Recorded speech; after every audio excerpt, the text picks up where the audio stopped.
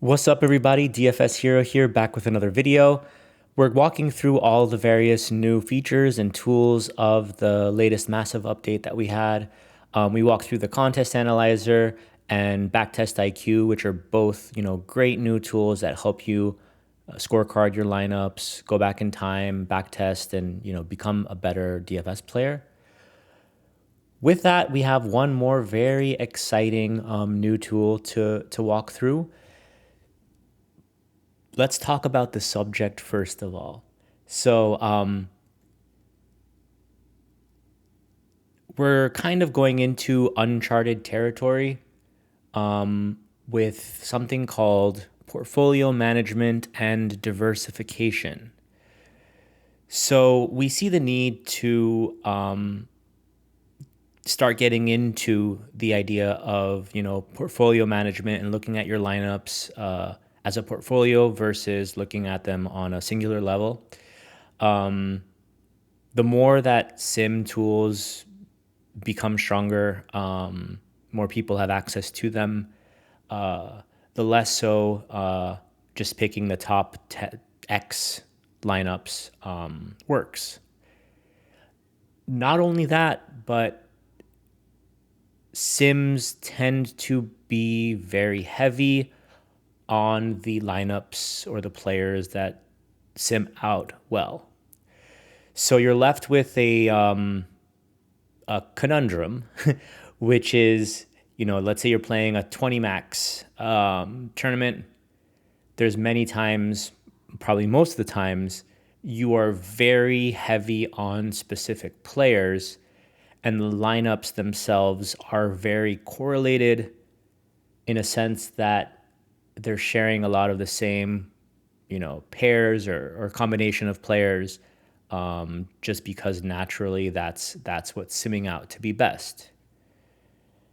So in August of 2025, diversification is something that we need to take more into consideration, and building out a portfolio of lineups and managing that portfolio is becoming ever so important. So we're starting out our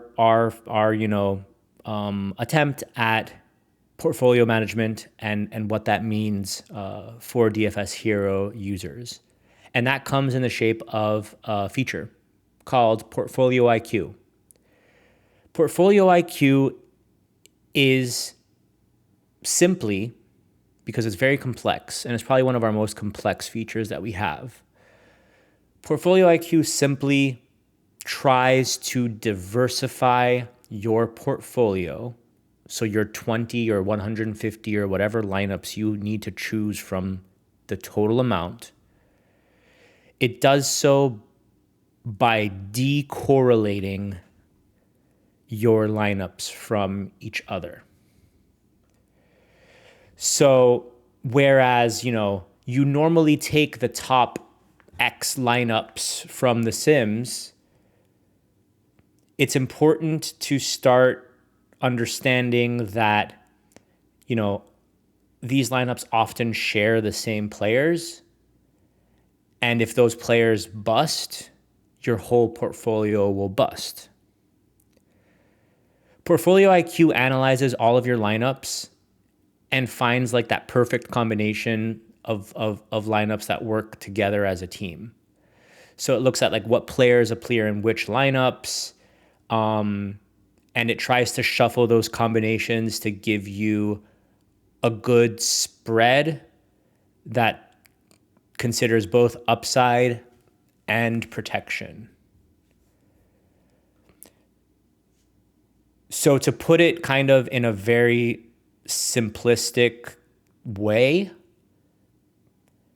it is by default choosing lineups of worse quality to account for the decorrelation, or account for the variance that exists within the sport or the contest, let's say.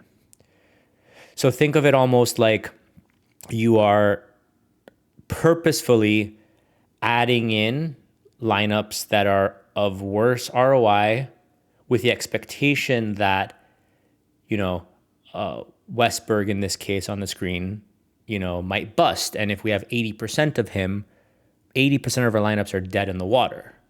So as opposed to just going with 80% of Westberg, we would trade ROI or whatever weight we're using in exchange for a better spread of players and of lineups that work in unison almost as a portfolio versus a singular lineup.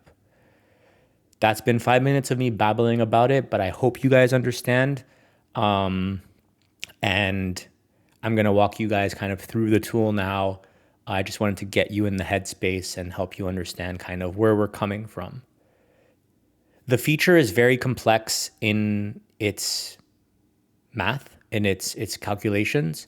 It obviously, runs all the various lineups and tries to run correlation matrices on the full X lineups that you have in your set or your pool of lineups, and then it runs some genetic algorithms that optimize and simulate based on the decorrelation that's happening in order to give you a final set of lineups that is ideal for the situation that you're trying to achieve.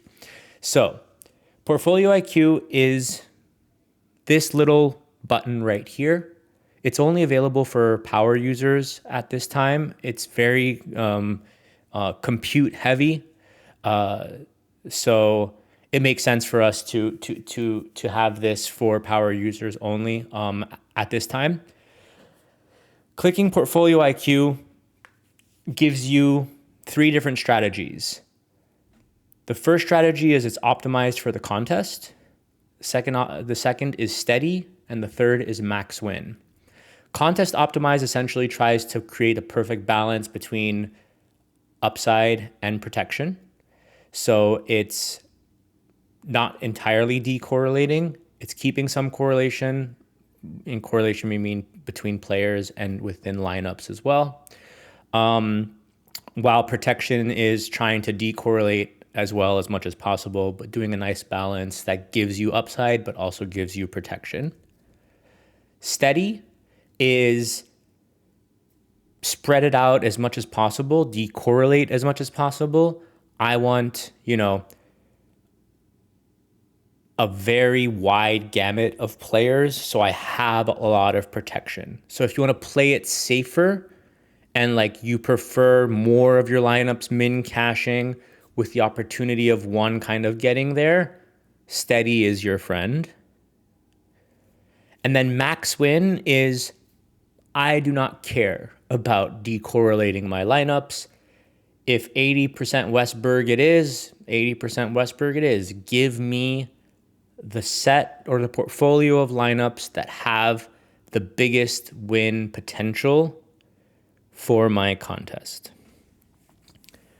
So these 3 options we feel are the best in terms of range for 99% of users. And we wanted to take it a step further because there are other attempts at portfolio optimization now in the industry, but they're very black box and this is our attempt, take it or leave it kind of. Doesn't really give you the option of how intense you want to be. It's kind of just like I have a way of doing portfolio management and optimization, and this is what it is.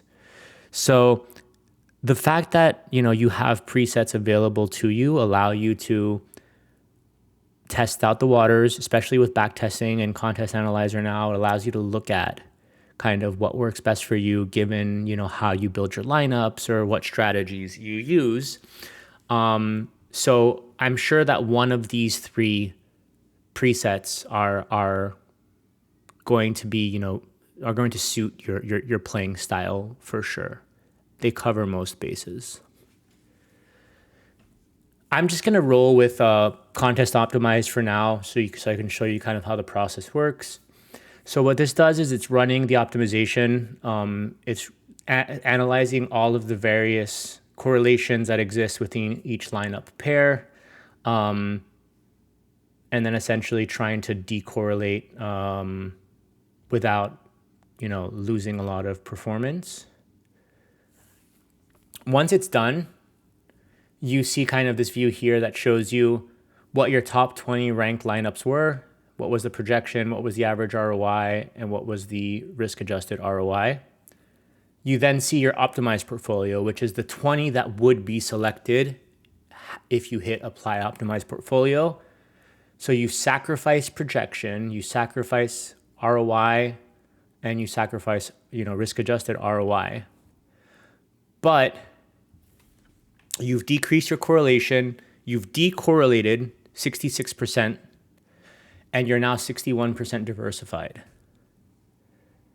Within this process, we also run simulations that show you an expected return, the amount of volatility, the Sharpe ratio, and there's explanations for each of these as well if you just hover over them.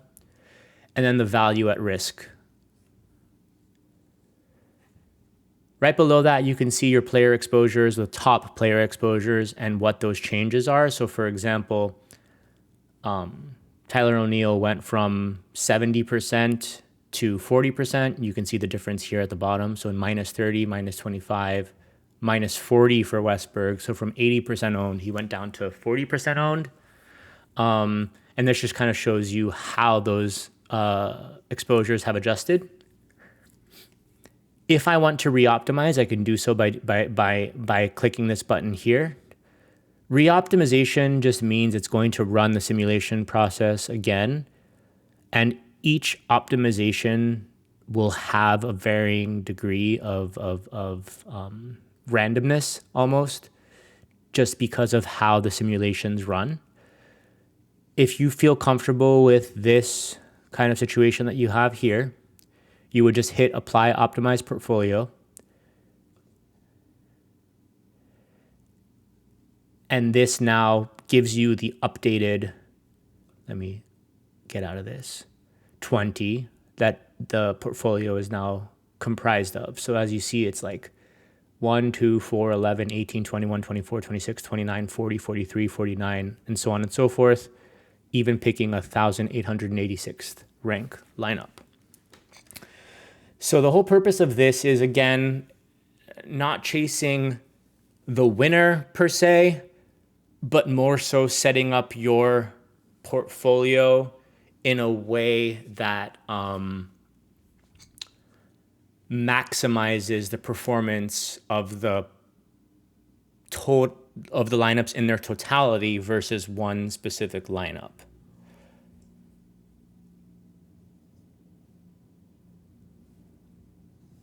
That's it in a nutshell. Again, we're at 13 minutes now, so I do want to get this video to an end. But again, portfolio management, diversification, uncharted territory. We are starting out with our attempts and our approach at managing this problem. It's going to become ever so important as the months and years go on in this industry. So we really, really stress that you backtest, try out portfolio management, see what style or what preset strategy works for you, and let us know your thoughts, questions, feedback. This is going to be something that's evolving and changing as we learn more about how portfolio optimization and diversification applies to DFS. It's a lot about it's a lot of taking financial principles and applying them to DFS theory. But our back tests so far have shown that this really helps kind of over a long period of time build better portfolios, get better results in terms of ROI over a long period of time. That's all for Portfolio IQ. We hope you enjoy it. And again, reach out to us with whatever you need. Thanks a lot. Bye.